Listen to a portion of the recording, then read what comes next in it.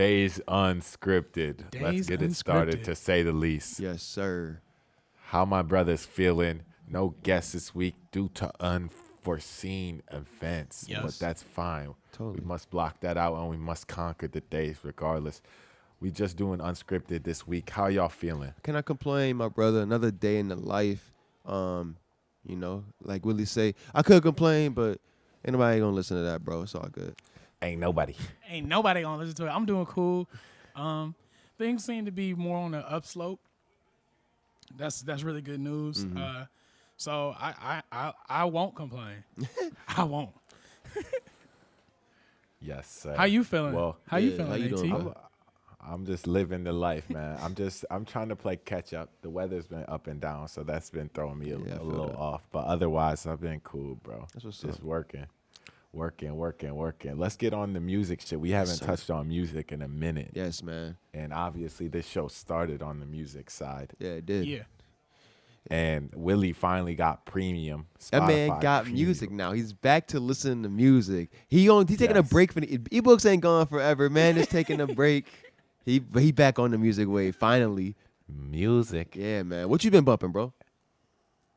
I've been bumping a lot of things. Did we want to touch on what we all were tasked at bumping this week? That Yeah. Blast album? Yeah, let's do that. Is that even how we say his name? I'm We don't assuming even it's know. Blast, but I've never heard somebody say What it. What if it's blissed?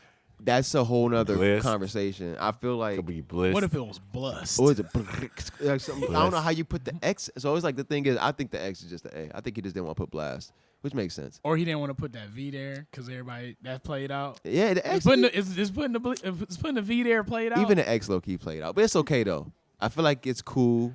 You know what I mean? I feel like it's definitely dope. How did you like the album? You listened to it, right? All the way through? Ayo, What me and Locc listened to it all the way through. What is the album called? No Did we Love not Lost. Do this one time? Oh, No Love Lost. Damn. Ooh.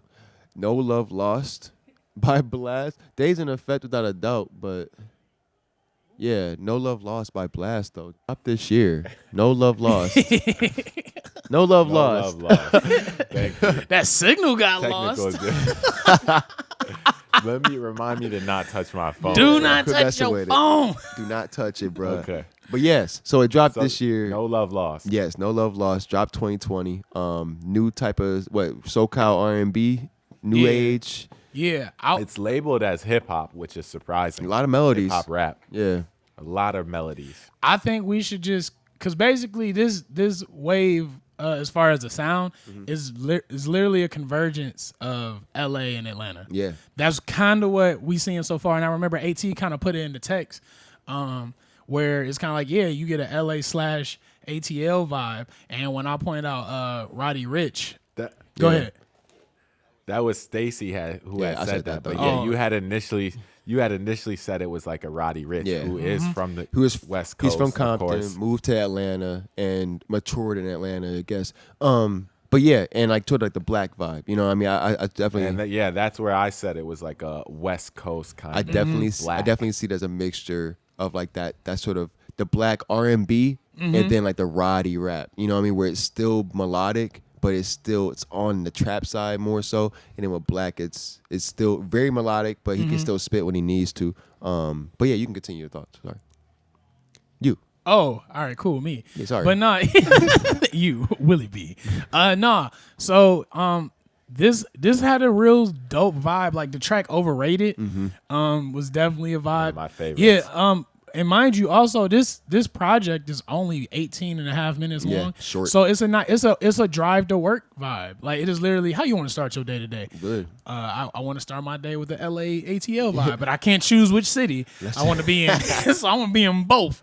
And and even the other. This isn't the first time I've heard of him either, Yeah. because I've heard a few tracks with him in Mozzie, I believe it was, and he was more of a feature. But I was just hearing his vocals, Yeah. and he had just a few hooks on the Mozzie tracks. I can't remember the songs off the top, but they were just iconic. You know what I mean? His flow on the hook, his delivery, it was just like, who is this man? I'm checking for whatever he does. And then I think this may be one of his first projects, or at least new age projects I do that think I've it seen. is. Yeah. And plus, like, his visual content is also on point as well. Yo, that video that y'all sent, which song was that?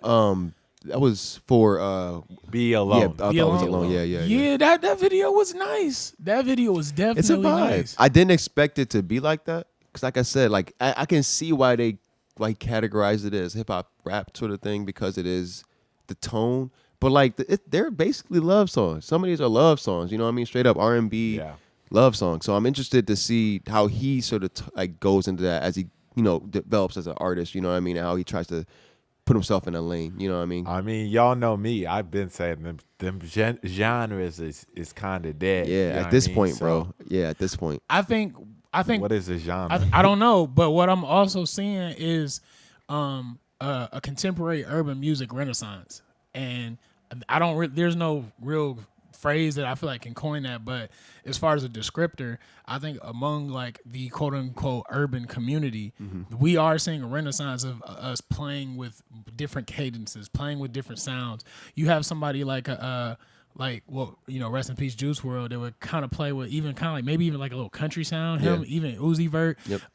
And is really refreshing, to say the least.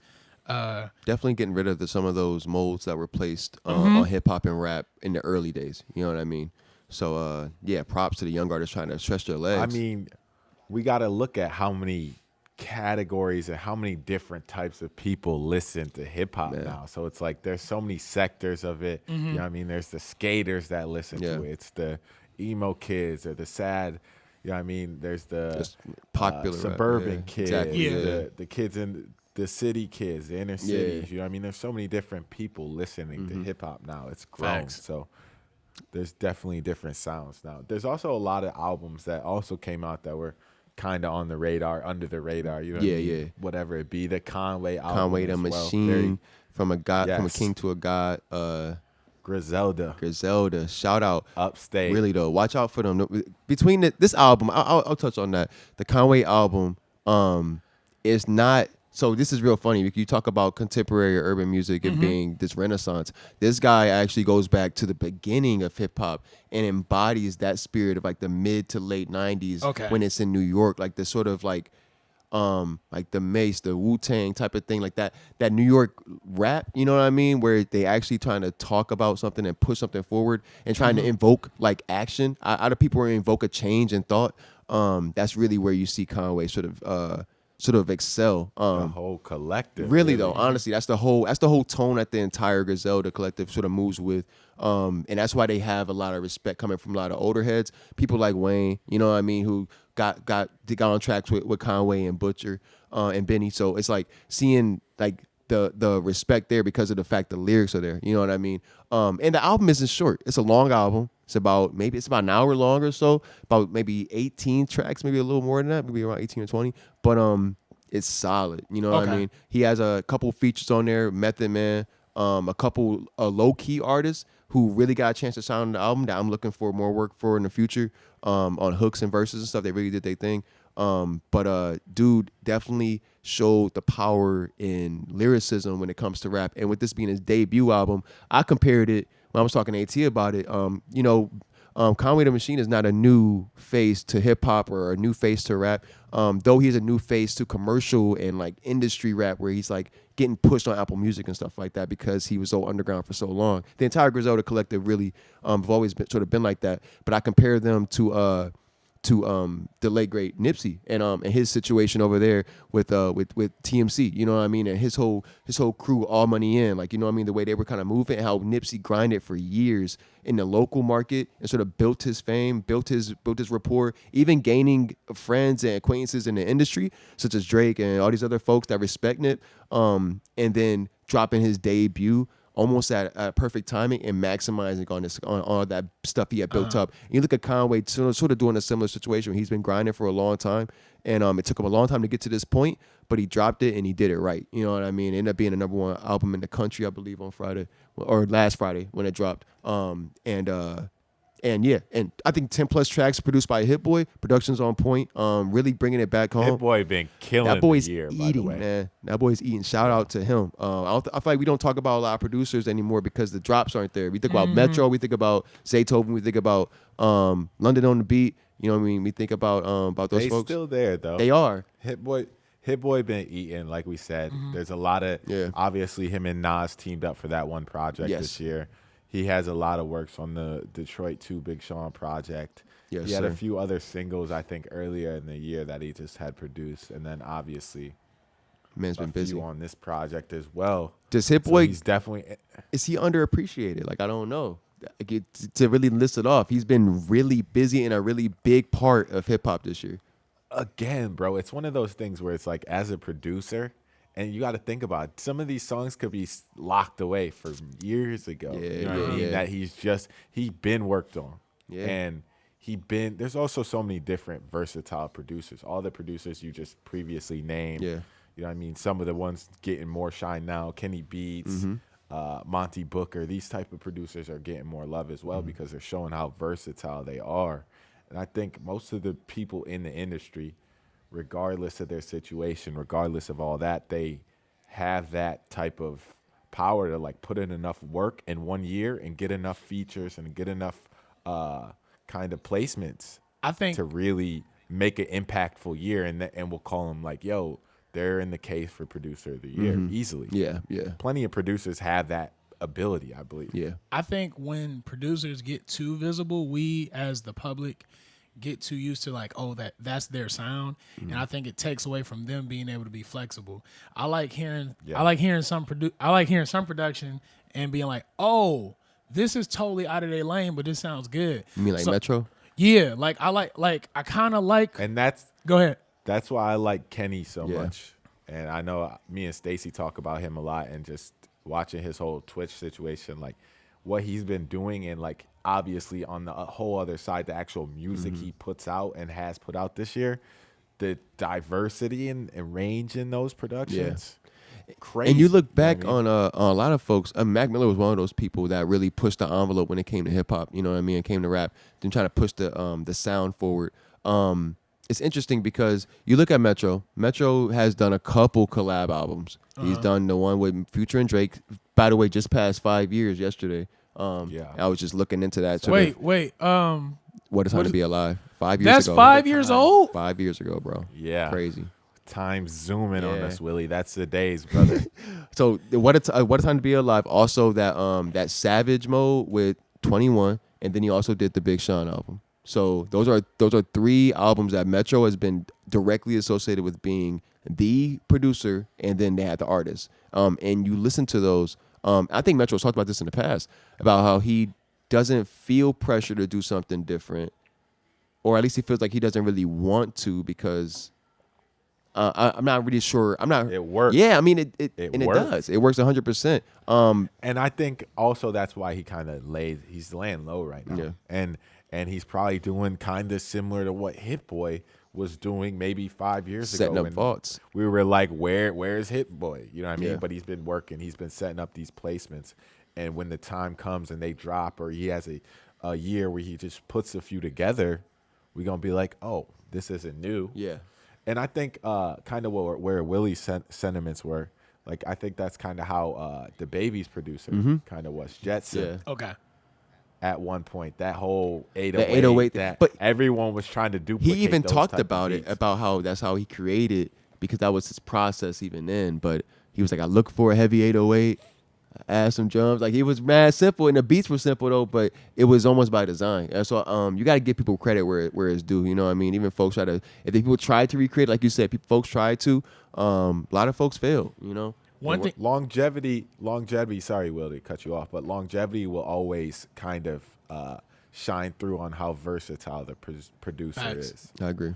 But one thing that I think is really important that you just brought up is like, making the beats like simple or like leaving space for it. And I was talking to somebody the other day. I'm like, real musicianship also isn't understanding just the notes or the relationship between the notes, but the spaces in between the notes and leaving space for this needs to fit here.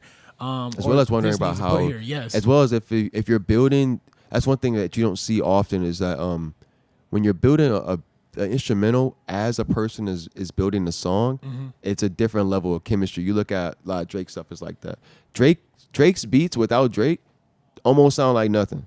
Sometimes it might be a small kick or something in there, and that might be it, honestly. but it's the way that the delivery sort of falls on. You see that a lot with the baby stuff. He just kind of carries. Jumps on it, and then the beat complements the flow type of thing, so they become complete. But you don't really realize there's something's lacking elsewhere, you know? Go ahead. The best producers look at the vocal as an instrument itself, too. Yeah. And they leave space for that in the beat. It's a really good point. And obviously that's key. One kind of genre where I think that didn't happen, and I think that's why we saw like the shift to it, was like heavy trap music. Back when like that was like, you know, the Waka Flocka, Gucci was at a higher level as far as like notoriety and public appeal.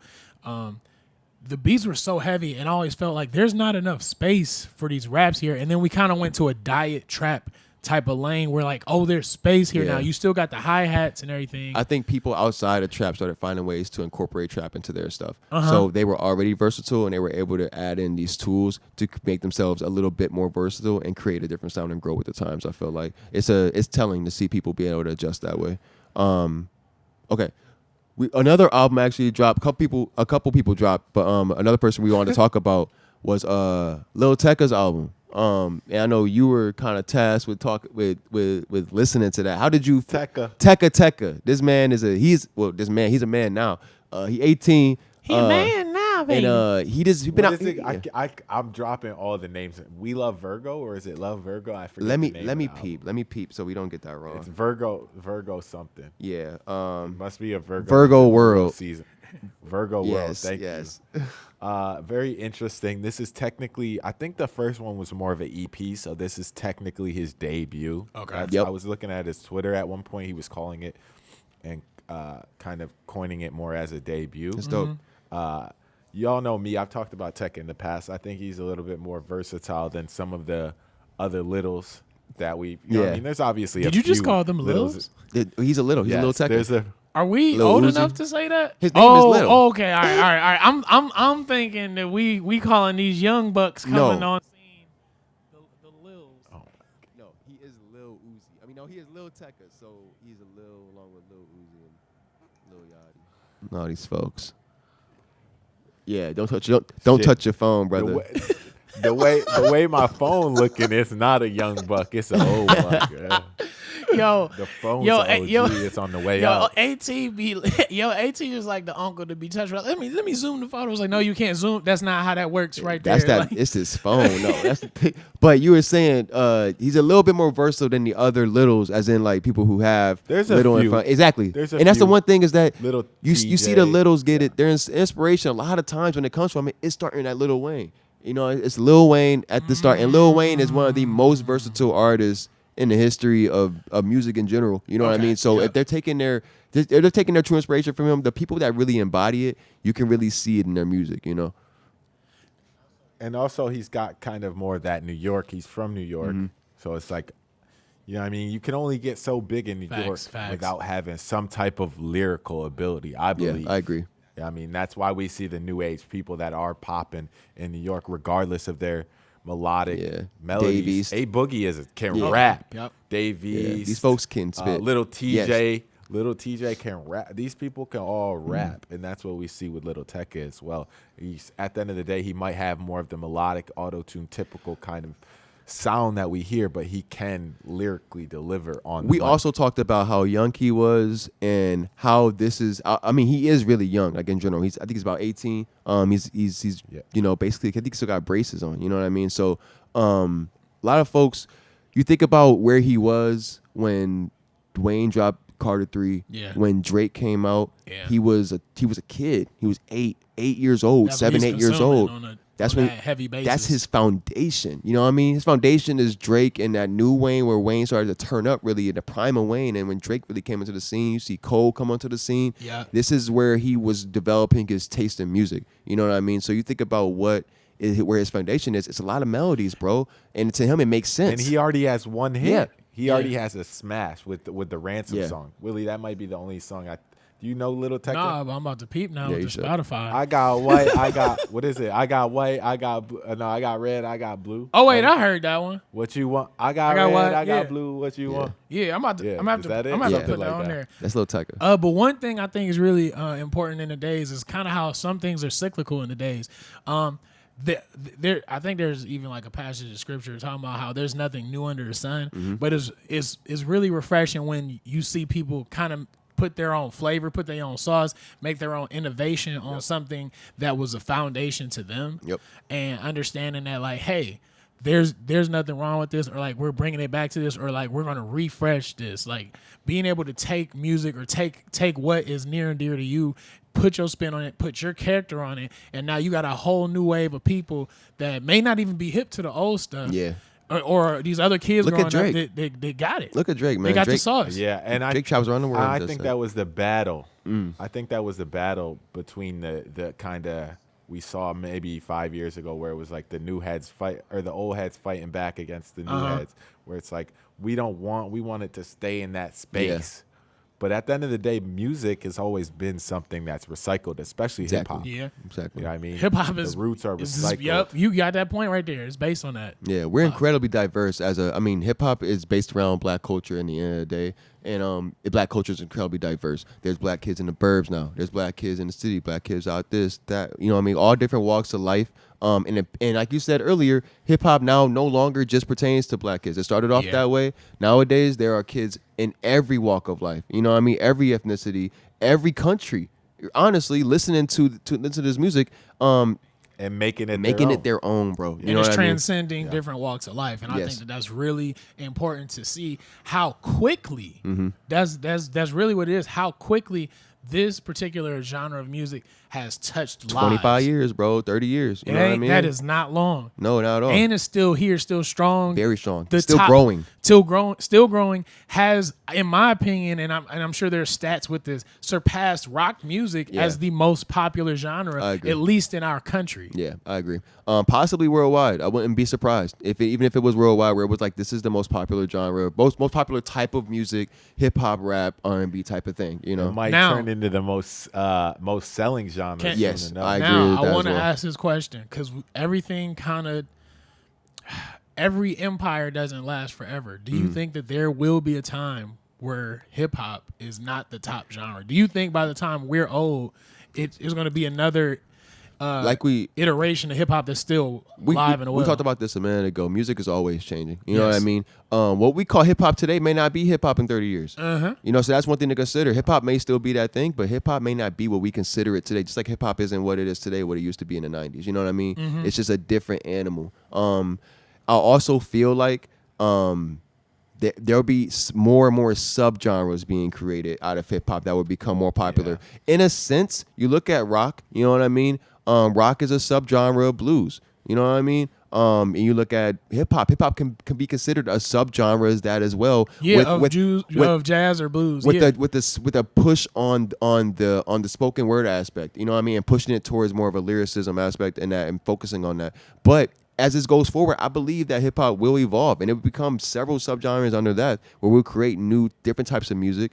We could be in the midst of that right now. You know what I mean? Honestly. And that's maybe why we get so much pushback from these older heads. We're like, this isn't hip hop. Well, this is a new hip hop. This is something new. This is different. We might not call it hip hop. Might be called something else. But it has the same base and it still engulfs a similar culture. You know what I mean? So what you raise is a point that's really important because just how we were talking earlier about how you see a convergence of like an LA style of music or something that's more indigenous or indicative of like an ATL style that's converging together and kind of making this new auditory pleasure that we're getting.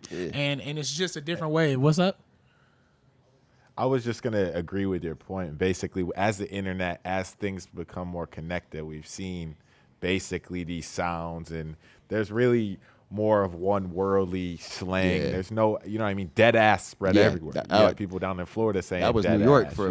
for a long time. You know what I mean? So it's cultures have spread. And I think we're seeing a change in the industry. And I feel like the next necessary change is kind of the change that we almost see Kanye sparking the other day, which is more of on the business side.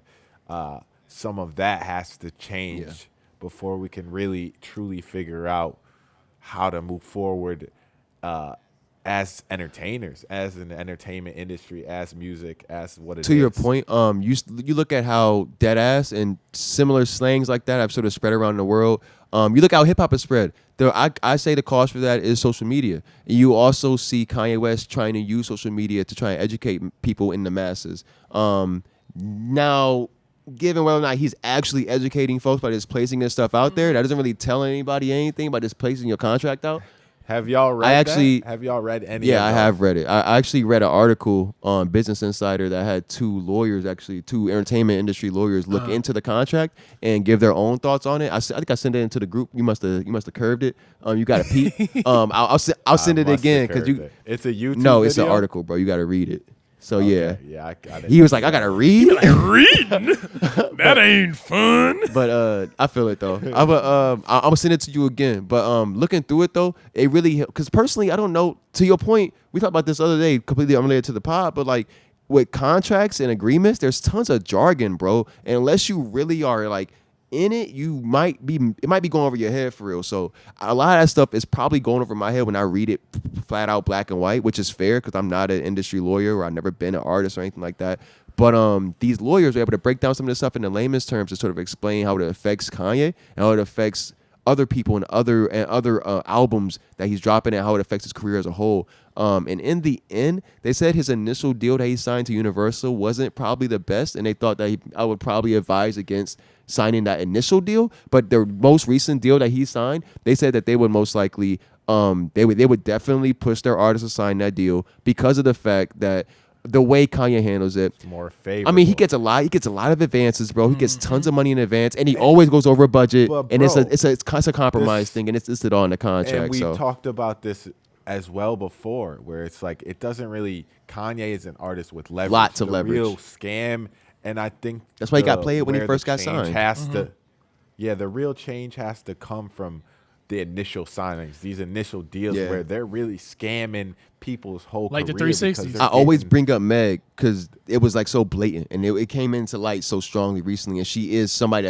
that was able to go back into stride after that and get her deal fixed and try and keep making money and get the money she's supposed to deserve. And I've said it about YoungBoy. Yes. NBA YoungBoy is pretty similar situation where I'm pretty sure Atlantic owns a lot of his albums, and now how his shit is popping, he's gonna want his albums are worth millions. Yeah. You know what I mean? People's masters in those early stages, Kanye's early music, Taylor Swift's early music, all these people's early masters is worth. That's why you see Taylor millions. re-recording her stuff, trying to get that stuff back in a good way. You know what I mean? Trying to just take advantage of it. But my question kind of is this: even when you look at artists like Remy, she had people in her corner early on was like, make sure you own your masters. We're gonna look at these contracts. How come these new artists? Like we got social media, all this type of stuff. Nobody's looking at it. It's different, man. When you ain't never had that in a few bands. Yeah. I mean, look at Meg. That's why I always bring back to Meg because there was so much detail involved with that. She got like 10K or something like that, like as an advance or something. And she was just like, I got 10,000. Like you could imagine if you was coming from the streets, bro. You trying to come up. You get a peek through the door and they giving you a $10,000 check.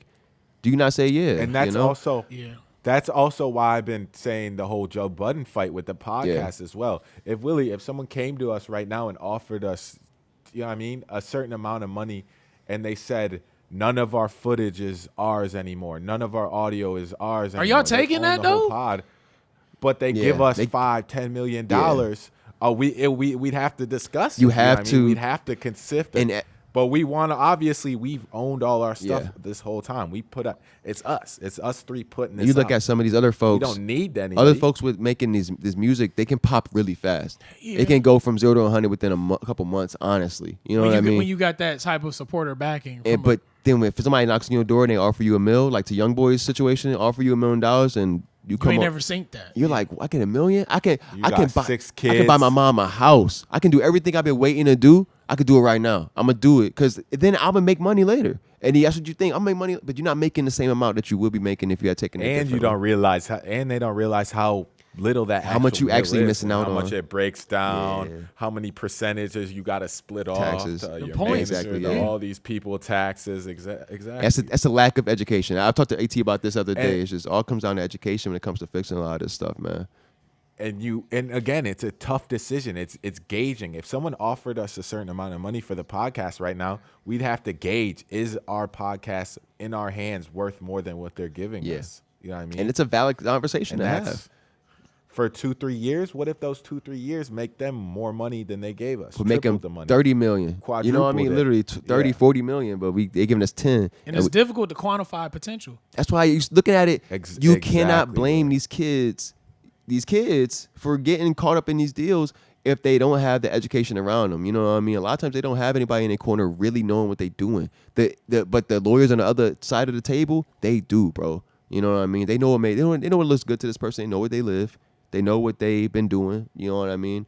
And they know how to get them on their side. They hella persuasive, bro. What was I telling Stacey? I was saying, why you think Sony's exclusives be smashing Microsoft's exclusive games as far as on the consoles? The label. Because Sony got a whole master and got a whole label where they just fund. You know what I mean? Who knows what they use with that money? Yeah, man.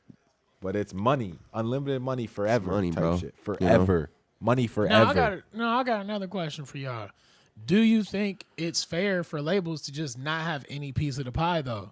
It all depends on what's going on. You know what I mean? I don't know the back workings of a lot of these deals, but when it comes down to if it makes sense, if it's symbiotic in the sense that it benefits the artist gets their dues, and the label gets to get some type of benefit on the back end, you know what I mean, and help them push them forward and get some, you know what I mean, it's supposed to balance out.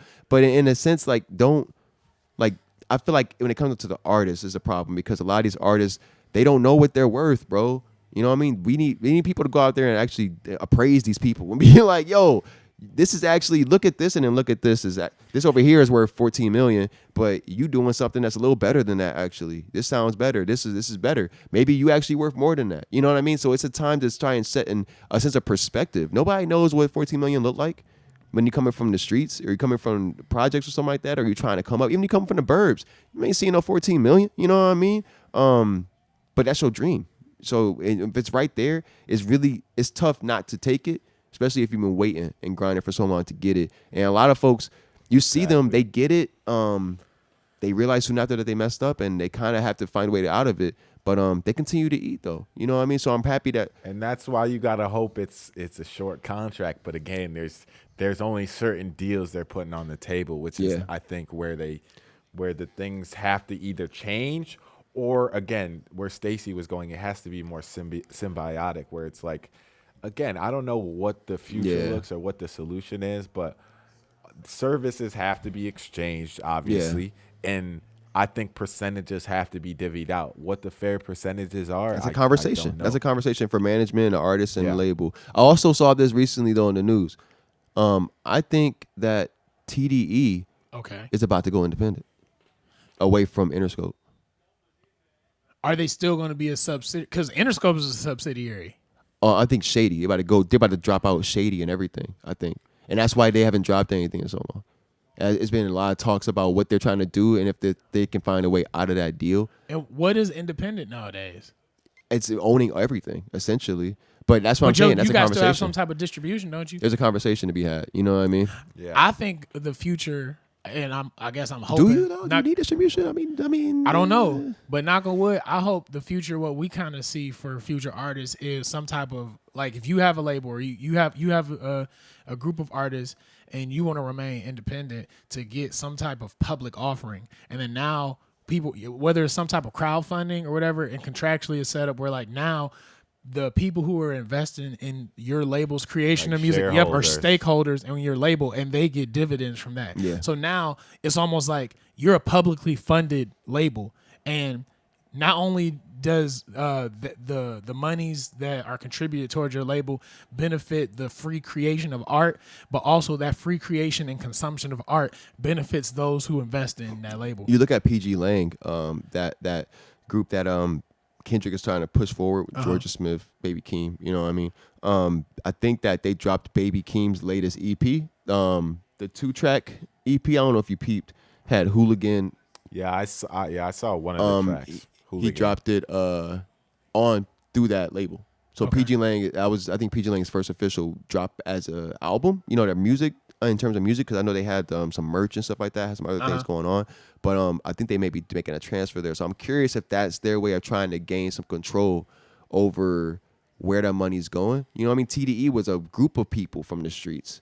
You know what I mean? It was real interesting, bro. And they got picked up by somebody who you would expect to be looking out for the artist when it comes to Dr. Dre and Aftermath. You know what I mean? So I'm interested to see how that happens. I know that there's been a bunch of stuff behind the scenes because obviously TDE hasn't dropped anything since. They've dropped a few singles. They dropped some singles for dude's birthday, for Punch's birthday. It was like a week where they dropped a couple singles for his birthday, including Dangery, Puka, the Absol track. You know what I mean? The Reason track. There's a couple tracks that dropped that week, but I can't remember. I don't know what the last album they dropped was. Was it Schoolboy?